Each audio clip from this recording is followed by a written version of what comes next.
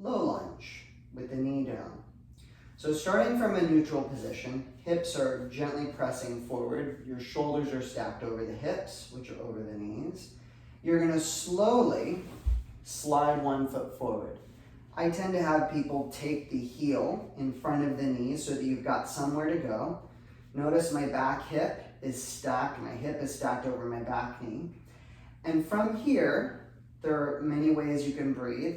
For this particular video, I would tell you to exhale forward and to inhale back. Notice my shoulders stay stacked over my hips as I do this, and I'm just taking it to the point where the knee is over the ankle.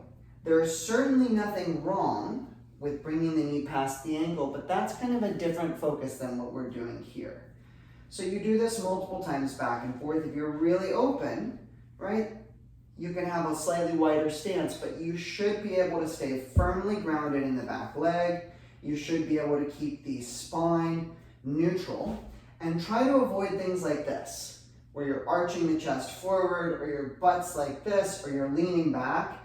Neutral is really important. And if you have trouble maintaining that neutrality, that's something for you to become aware of as a blind spot in what you're able to accomplish in isolating the movements of the body.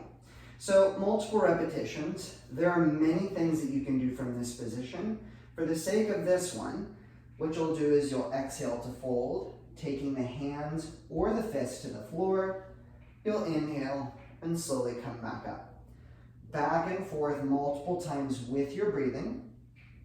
If you're not able to get your hands down without rounding your back, I suggest placing your hands on yoga blocks, which will help you to keep the spine long and open.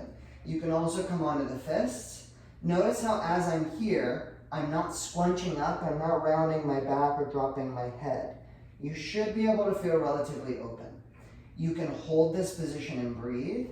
If you'd like to experiment further, you can tuck the toes.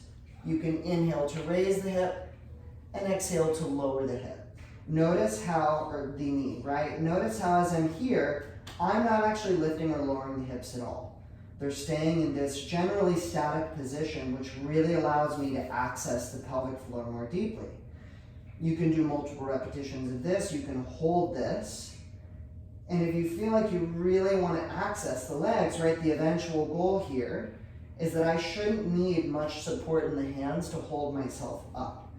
And that's when the pelvic floor really starts to open and engage, when you're using this posture primarily for the lower body and legs and not bracing in the shoulders.